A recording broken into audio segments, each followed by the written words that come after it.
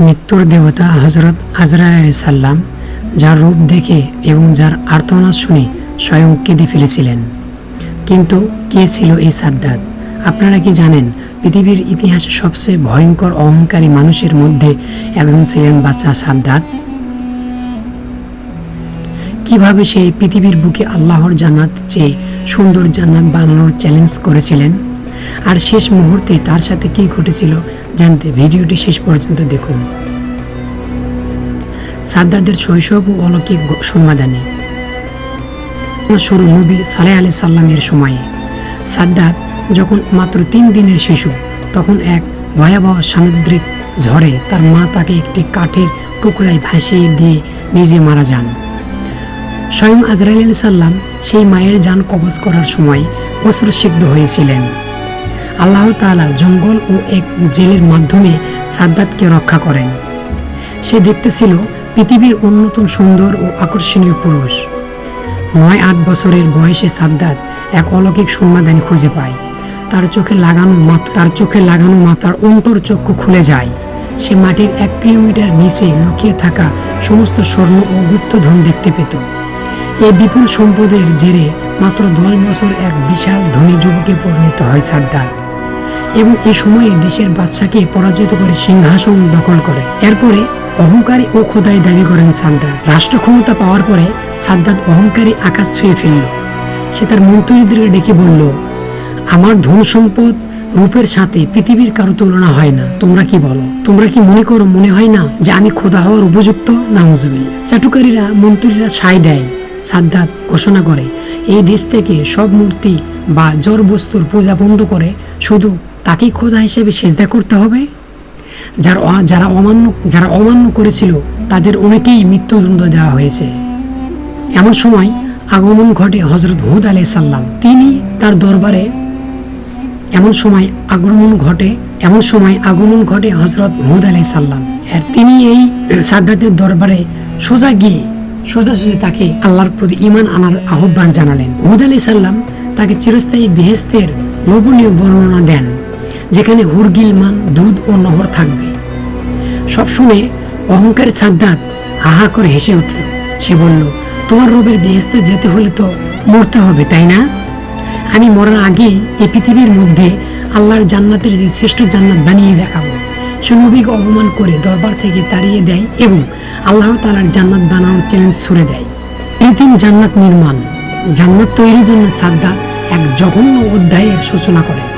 সে দেশের প্রতিটি মানুষের বাড়ি থেকে জোর করে সোনা, রূপা, হীরা ও মুক্তার কেড়ে নেয়। তুরস্ক, ইরাক ও ইরানের মধ্যবর্তী এক বিশাল অঞ্চলে প্রায় 300 বছর ধরে লাখ লাখ কারিগর দিন রাত খাটতে থাকে।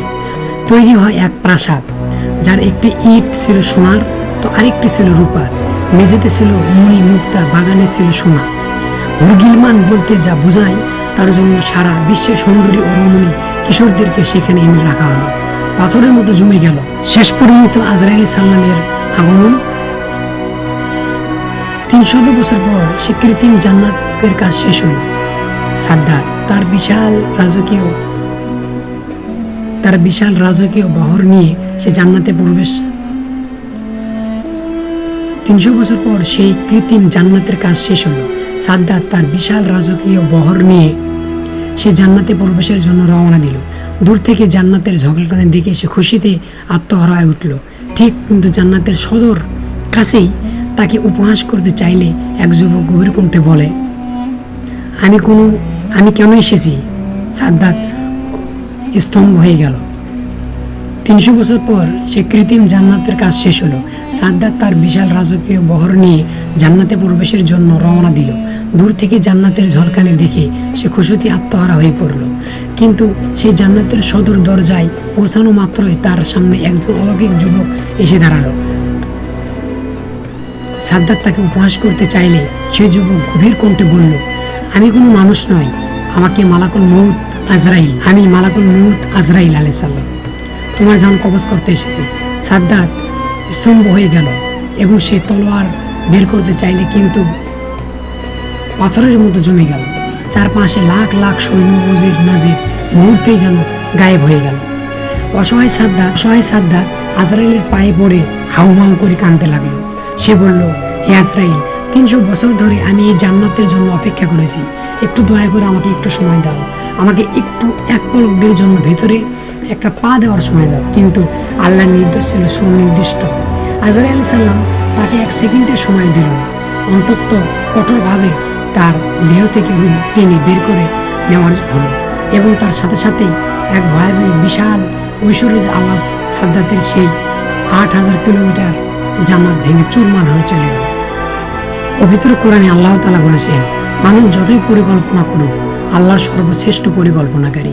সাদ্দাতের এই পরিণতি আমাদের শিক্ষা দেয় যে দুনিয়ার ধন সম্পদ ক্ষমতা যতই হোক না কেন, আল্লাহর সামনে মানুষের অহংকার ক্ষণস্থায়ী। ভিডিওটি ভালো লাগলে অবশ্যই একটি লাইক দিবেন, বন্ধুদের সাথে শেয়ার করবেন। এই ধরনের আরও ইসলামিক ভিডিও ঐতিহাসিক জানতে আমাদের চ্যানেলটি সাবস্ক্রাইব করুন। ভিডিওটি ভালো লাগলে অবশ্যই একটি লাইক দিবেন, বন্ধুদের সাথে শেয়ার করুন, এবং এই ধরনের আরও ভিডিও ইসলামিক ঐতিহাসিক ঘটনা জানতে আমাদের চ্যানেলটি সাবস্ক্রাইব করুন। ধন্যবাদ।